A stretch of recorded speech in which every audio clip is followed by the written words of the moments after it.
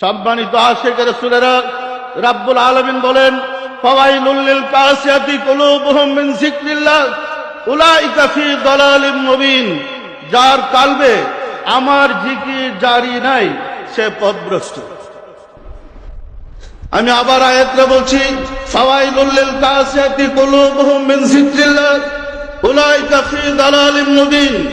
ওলামায়ে কেরাম, ইহা কি আল্লাহর বাণী? আল্লাহ বলেন, যার কলবে আমার জিকির জারি নাই সে পথভ্রষ্ট।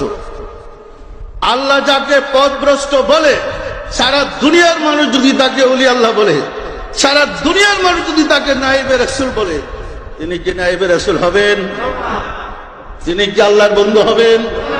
আশিক রাসূলেরা, আপনারা নিশ্চয়ই অবগত আছেন, অন্যত্র আল্লাহ বলেন, লা তুতি মান আগফালনা কালবাহু আন যিকরিনা।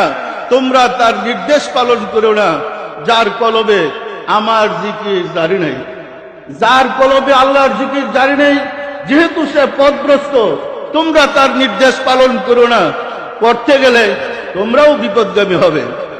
সম্মানিত আশিক রাসূলেরা, আমরা সমাজে যারা নায়েবে রাসূল দাবি করেছি, নিজের বুকে হাত দিয়ে কি বলতে পারবো আমার কলবে জিকির আছে? পারবেন হুজুররা? জিহাদ তো করলেন, আছে কলবের খবর?